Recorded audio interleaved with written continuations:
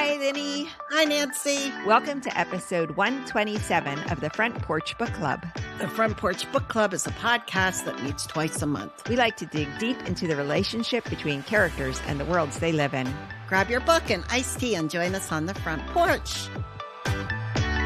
So, Linny, you posted a reel on Facebook of one of your acting gigs. It was my first talking role. So what was this particular film? It was called Tapes, and it's a short, so it will get around to be picked up by short film festivals at some point, hopefully. Okay. College kids did it. They were very professional, very nice, and it was just really a lot of fun. And this was a horror short? Yeah, it's not real bloody. It's not like a slasher horror. Apparently, there are different levels of horror. Okay. This is more tense, scary. There are murders, but they're not real gory scenes. But there's an intensity about it. But your character does not get murdered. I don't get murdered. One of the only cast members that doesn't. Really? But I was so proud of them, and it was just a feel-good moment for everybody to have it done. And I hope it gets out there and it can get some land legs and do something. So if anyone has a short film festival happening near them, keep your eyes open and see if Tapes is there. Yeah. Excellent. Or you can like me on Facebook and watch my little clip. And for the premiere, they're all like, you came. And I'm like, yes, I am here. I wouldn't miss it. Oh, that's great. Yeah. I said I didn't know you would remember me. So you're kind of a celebrity, really. Yeah. Pretty much. In Williamsport, Pennsylvania. Amongst those kids, yes. Yeah. Oh, I love it. It was fun, Nance. It was just grins and giggles. Well, congratulations. This acting gig avocation of yours is so exciting. It's fun to see what you're getting involved in.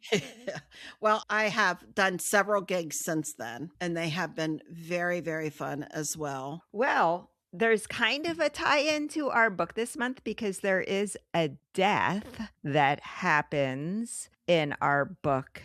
The book is called The Midnight Show. It was written by two authors, Lee Kelly and Jennifer Thorne. And I think this is the first time that we have reviewed a novel with two authors. This book is a very different read because I don't know that you would say it's narrative. Our protagonist is Madeline Cohen, and she is a writer for Rolling Stone. And this story surrounds the midnight show, which would be kind of like Saturday Night Live in the early days. Right. And the lady that is presumed thrown off or jumped off, we don't know if it's a suicide. We're not sure what happened. She would be like a Gilda Radner, one of the main stars. And so she's interviewing people. She's looking through emails. I think she's looking through a police report at one time to figure out if she can solve this murder. And so the book is compiled of all these excerpts, which I thought was very interesting to read it that way.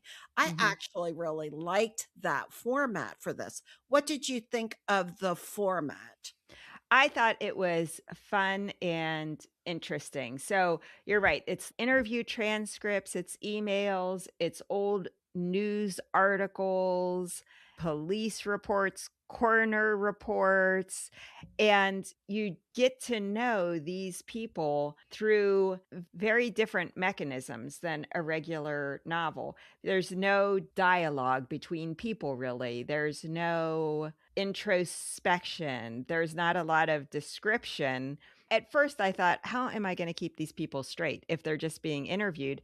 But I was really able to keep people straight because they're such interesting characters.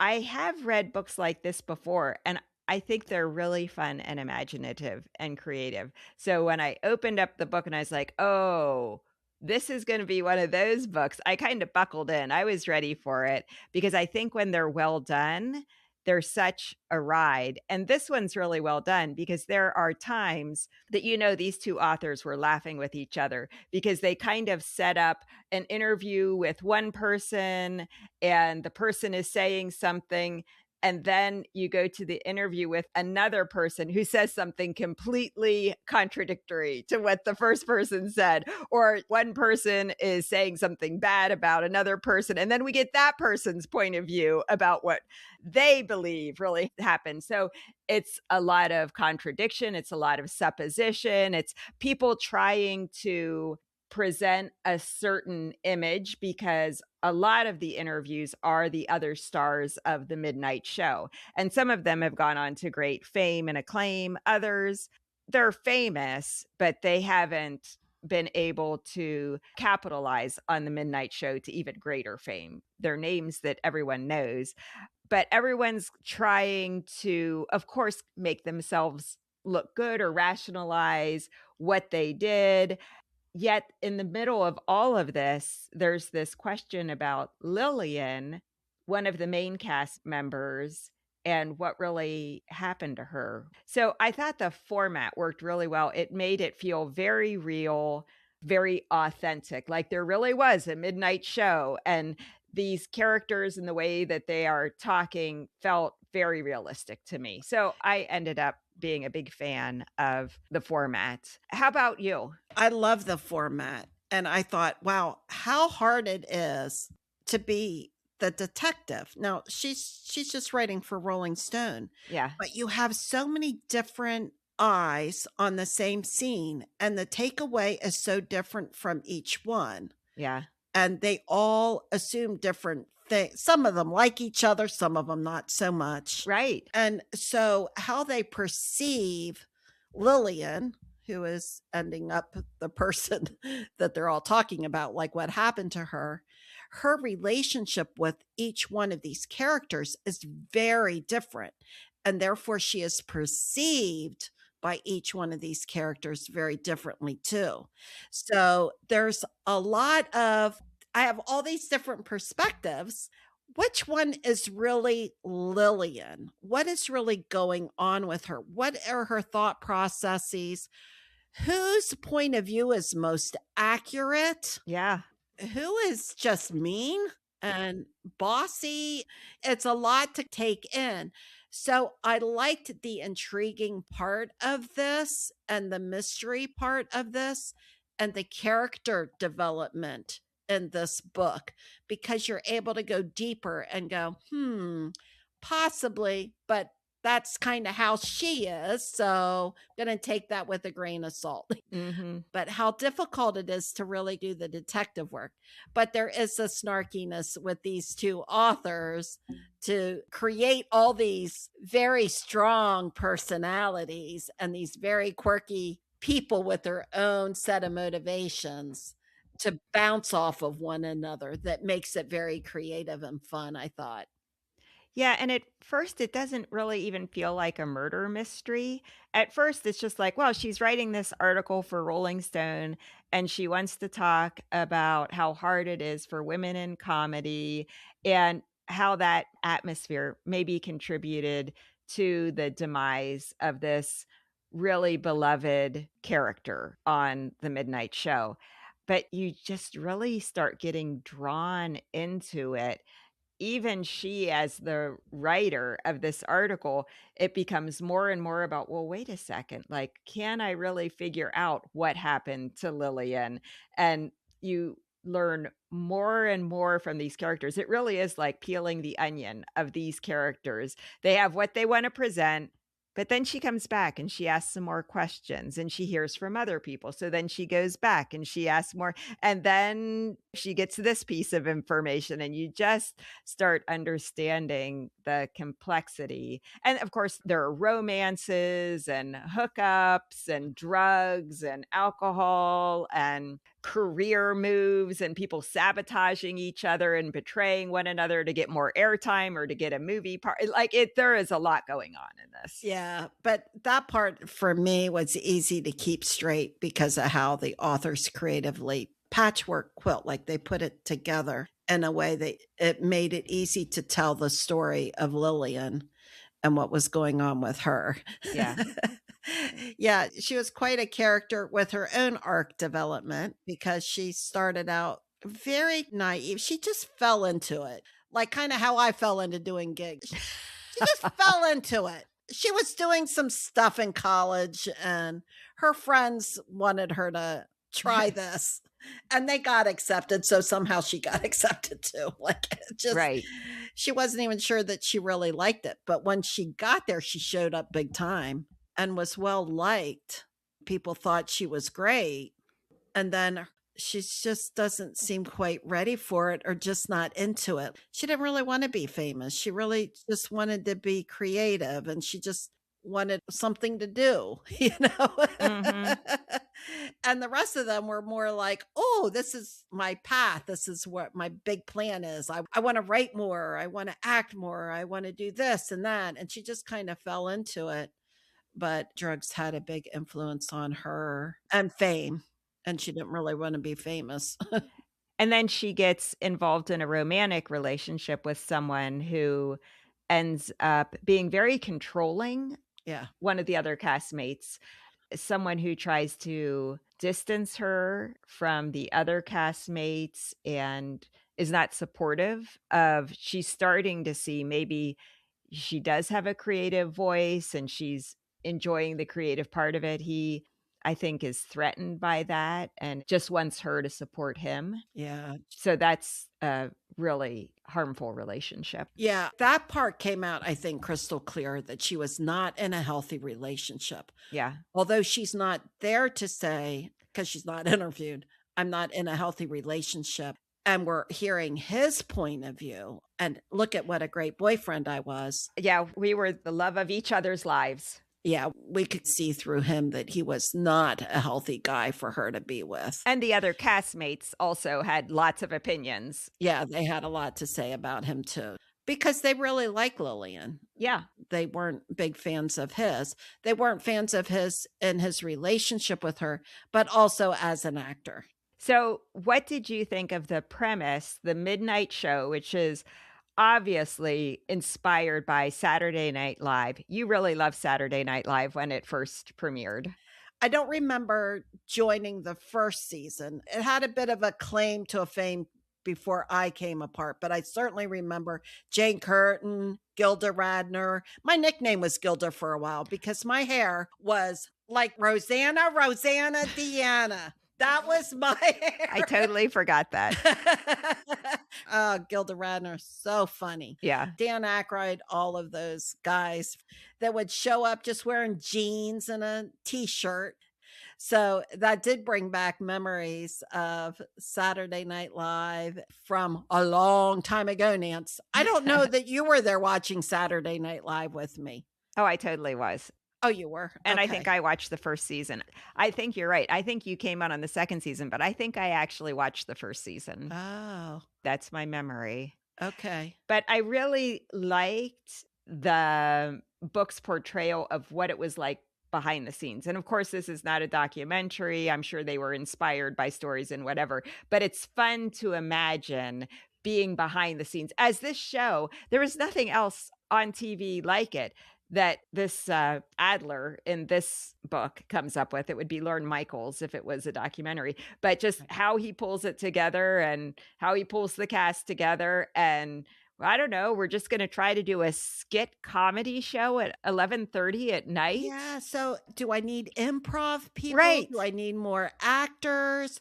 Who do I pull in to bounce off of one another? And Right. how does that creative process work? Right. And then on Monday mornings, we're going to get together and it's just going to be cutthroat. Everyone's going to be pitching ideas, and some of them will move forward, some of them won't, but some of them will still never make it to the show. And who gets the airtime, and just all of that was fun to read about. Yeah, it was really fun. And I never even considered that. I figured that Saturday Night Live or Second City, that was a big one too back in the day. Yeah. They had their own set of writers. Like, I didn't even envision that maybe they were a part of the creative process or even writing. Hmm. I thought that was fascinating to learn about that aspect of it and the amount of pressure and stress that they felt as part of doing all of that, and some of them wanting a lot of airtime and trying to pitch their ideas and being more competitive. I do want to talk to you about women comedians because Madeline goes in with this very soft sell of, hey, I want to write this article. No one really wants to talk about who killed Lillian, but about women comedians. And they're open to talking to her about that. I don't remember that women were not considered as fun as men back then. To me, I was a little thrown by that, Oh, really? and I was wondering if you were as well. I definitely remember the time period when it was common knowledge that women were not as funny as men. Really? Oh, it was considered a fact that women were not as funny as men, and it was really people like Joan Rivers and Phyllis Diller. They were such anomalies at the time. I remember watching Johnny Carson, and it was like, "Wait, a woman comedian? Like, what is this?" Okay. And that they really faced a lot of sexism. People just believed women weren't funny, and in fact, the epigraph to this novel has a quote from Christopher Hitchens, who was a contributing editor for Vanity Fair. And his quote says, "Why are women who have the whole male world at their mercy not funny? Please do not pretend not to know what I am talking about. All right, try it the other way." As the bishop said to the bartender, "Why are men, taken on average and as a whole, funnier than women?" I do believe that this still continues today, in fact, that there are many people who think women are not funny Hmm. and that women comedians face a harder road than male Hmm. comedians do. You know, having grown up with Lucille Ball, and like you said, Phyllis Diller, Joan Rivers was a big one. I thought Gilda Radner was hilarious, and Jane Curtin's. Yeah. What about Carol Burnett? I thought So funny. she has to be at the top of the list. There were Yeah. so many women out there, I thought, doing it. I didn't, I guess, make any comparison to how men would have done it differently or maybe how they were perceived. But I always saw women comedians as just as funny, if not even more, maybe because of the relatability of like Lucille Ball or Carol Burnett. I just didn't really have my lens on that. Mhm. I did completely buy into the sexism that was a part of it, being dismissed at times because you were female, but not because you weren't funny. It was Okay. more of the culture of this is a man's world. So, in some ways, you have to be funnier maybe than the men. So what did you think of the other women castmates in the Midnight Oh, Show? I love them all. I thought they were all very rich in character. I actually really liked the women characters probably even more than the men. I could understand their relationship with each other and kind of the fight they had to make to get there. I mean, they all Yeah. did in some ways. I liked the female characters. What were your thoughts on the female characters versus the male characters, Nancy? Oh, I did love the female characters. I thought they were appropriately even more complex than the male characters.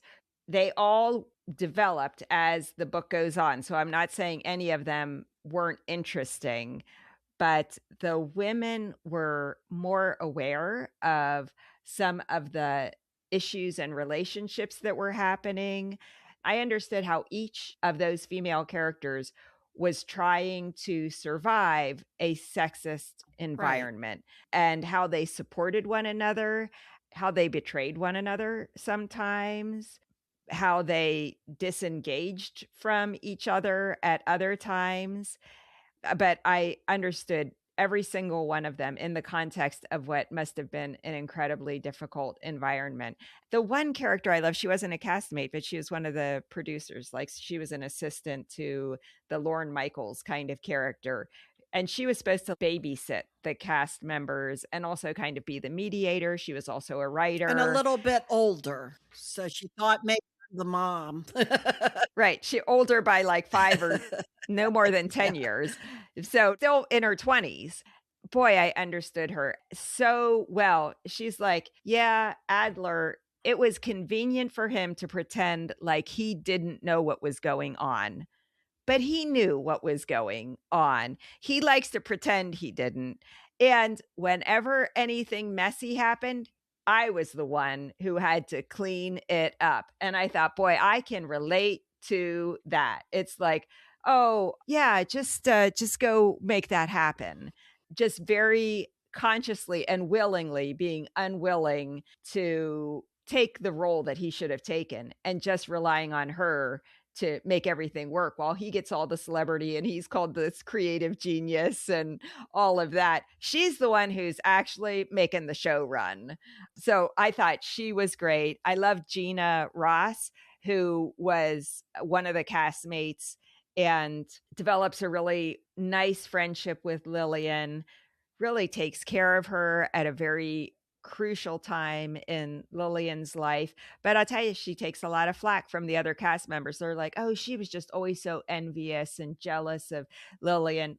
And you think a lot of that was unearned in a lot of ways. She really was there for Lillian. She was really a good friend for her. Maybe there were some other conflicted emotions there, but she didn't get the credit I thought that she should have gotten for being a good friend to Lillian. And then this Brooke Balsinger character, who I thought was hilarious, who was one of the names that Adler recruits because she'd been on a sitcom, ends up not really being super funny. And she thinks she's pretty much better than Yeah, everyone in the cast and that she's underutilized and she just gets pigeonholed as the sexy character all the yeah, time, which you can understand how women, if you've got a certain figure, it's easy to pigeonhole you as the sexy character who's always wearing the low cut whatever and always being the right. bimbo. She doesn't help herself at all. But anyway, I thought the women were great. Yeah, they're well developed, they're colorful. I did like Brooke too, Yeah. very understandable. The way her speech was just different than any of the other characters and her perceptions. She's stuck in her own little world, in her own little dreamlike state, quite honestly. Yeah. Okay, nobody else is seeing it that way, Brooke, but okay. Okay. Okay. But yeah, I think Gina was the standout for me because she was such a good friend to the end. She did look out for her. It's a difficult role. You see a friend who is making some poor choices. You can only say so much, do so much, comment so much, but she's definitely there. She's her cheerleader. She is a support to her, but she sees her friend making some not good decisions. But I loved her sharpness. I loved her edge. I loved that she was a tough person Mhm. and she's a fighter. She wanted a role, she's gonna fight to get it. These guys can say whatever they wanna say. I don't care. This is what I'm gonna do. So I loved her spirit about her throughout the whole book. I think she was a constant. Yes. She's the person you would want as a friend because she is gonna be there thick and Yep. thin, and if you're a good friend to her, she is gonna be loyal to you, and she will do Yeah. whatever it But takes. it can be hard too because she's gonna say some stuff that you don't wanna hear. Right. And she's not afraid to say it. I thought all the characters were very interesting, the way the authors developed them, and then they each have their own arc too, as this midnight show is now not this weird little thing on late night TV. Who's even gonna watch it? Aren't most people sleeping at 11:30 at night? Yes. Yeah. To exploding to stardom, and how does that change people? Because it changes some of their apartments and their It certainly does lifestyles. that, and the quality of their hookups. Yeah, there's that. And also New York has changed a lot, and I do remember New York City being a little bit more seedy Yes. than it is today. Absolutely. So we won't ruin the way the book concludes, but were you surprised? Yeah, I thought there was a shadow that it could have Yeah. ended that way. It's a good mystery. I think it's good that we keep this one a secret. We're really promoting this book to go ahead and read it and enjoy the process of trying to figure out what happened to Lillian. The book's lengthy, but it needs to be to get you to understand her world and what was going on with it. And all of these people that are around as suspects, from the doorman to the Yes. boyfriend to who knows who. Yeah, there are stalkers, of course, Oh, yeah, they're stalkers. because as these people become celebrities, there's building superintendents. You meet a lot of people, but you do get the sense that, yeah, this is the world that people like this would be operating in. And these are all of the characters and all of the issues that they have to face. Aside from any internal demons, are there external demons that they need to be aware of that they're dealing with? Okay, so Lenny, I was inspired by this book being inspired by Saturday Night Live. So I did a little research and I put together a quiz for you. Oh, give it to me. Some of these are very hard questions, by the way.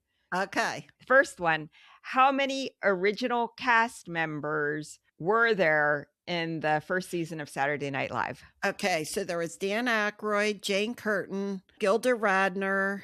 Let's see, who else was there? Oh, that tall guy. He was in the Blues Brothers. That's Dan That's Aykroyd. Dan Aykroyd.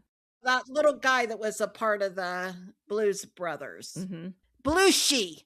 John Belushi. Did I miss anybody? Okay, so you have Gilda Radner, Dan Aykroyd, Jane Curtin, and John Belushi. There's a female I'm missing. Yeah, there is.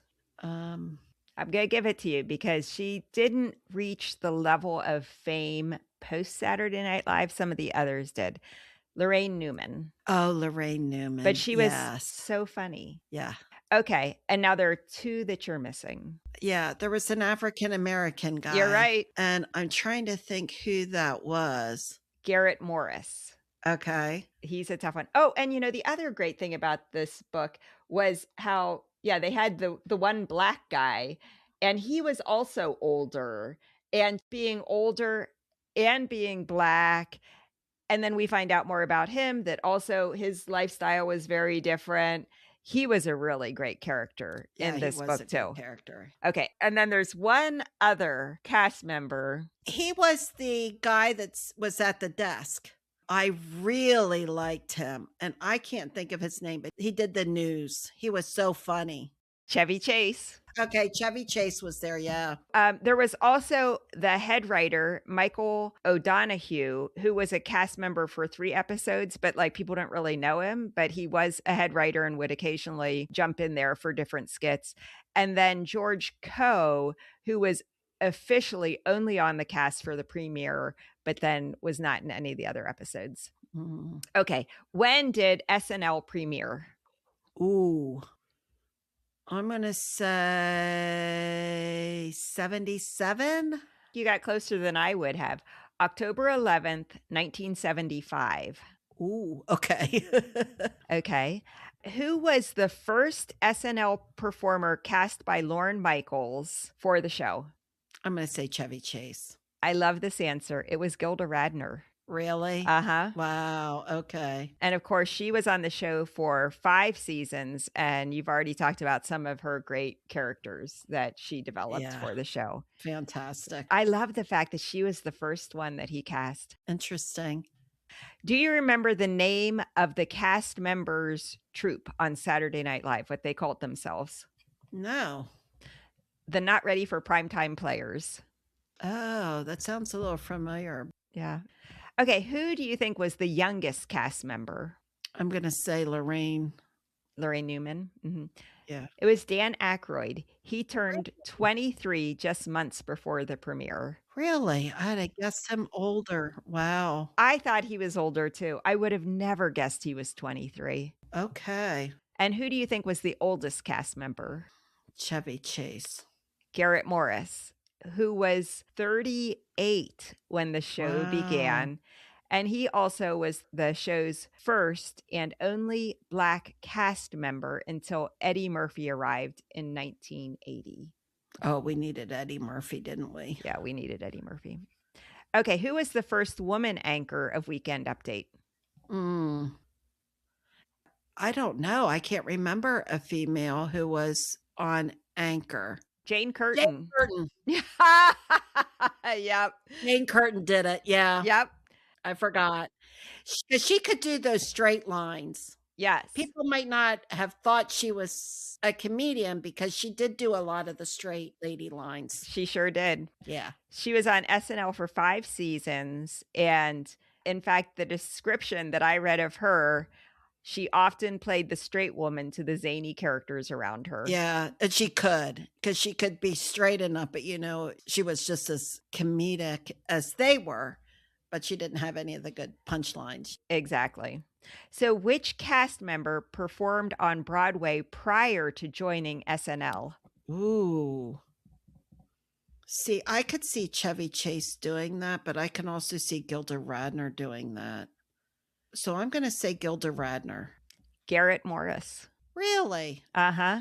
He was a really good singer and was on Broadway and even in some music groups. Okay. Which 2 members became known as the Blues Brothers? Oh, well, Dan Aykroyd, the little guy, the pudgy little one. John John Belushi. Belushi. Who was the first cast member to leave the show? It's got to be that guy that I don't know, the Morrison guy. Garrett Morris? Yeah. No. Really? No, he was on for 5 seasons. It was Dan Aykroyd. Really? Yeah, he exited the show just 6 episodes into season 2. Really? What did it say why he exited? He had other career opportunities that he was pursuing. Interesting. Got scooped up quickly. Which cast member had been a founding member of LA's Groundlings comedy troupe before joining SNL? Oh, that had to be Gilda Radner. Lorraine Newman. Oh, wow. As you guessed, though, quite a number of them came from Second City, Chicago, and Toronto. Okay. But it was Lorraine Newman who came from LA from the Groundlings. Okay, I have a question. Okay. Who was the first hilarious, non-real member of Saturday Night Live? I'm going to go with Toonces the cat. Oh, that's a good guess. That wasn't the one I was thinking of. Okay. Oh, no, Mr. Bill. Ah. Mr. Bill may have predated Toonces the cat. I'm not sure. But 2 good ones. 2 good ones. Over all the decades, who was your favorite SNL character or star? Oh, wow. Boy, that's a good question. I think one of the characters that I thought was funny and maybe would still stand up, I did think Church Lady was really funny. Dana Carvey's Church Lady. I put that on my top list. Did you? I have the Church Lady. Yeah.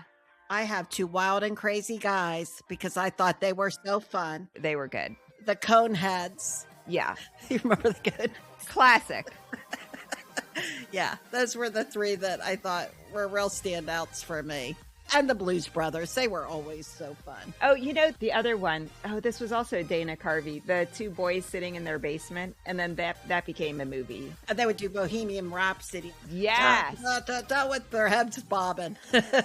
I love the whole conceit of here are these 2 teenage boys who are on a cable access show. And it was like, this could happen. And this is exactly what 2 teenage boys would do on a cable access show. And they thought they were amazing. Yeah, and the basement looked like everybody's basement. The flat couch and the cement floor, and this is our hangout spot. Absolutely. Yeah, that was good. Well, this has been fun. Midnight Show, great book, and fun to reminisce about Saturday Night Live. We needed a comedic book, didn't we? We did. There was no war in this one. Somebody did die. Okay, someone died. Yeah. And there was attempted sexual assault, but the women were like, what? No. Ew. Yeah. Which was great. But yeah, this was fun. This was a little different. Stop by the front porch next time when we will welcome our authors to talk more about the Midnight Show. Well, everyone, thanks for listening. Our website is frontporchbookclub.com. Our episodes come out twice a month on the first and third Wednesday of each month. See you next time, Linny. See you, Nance.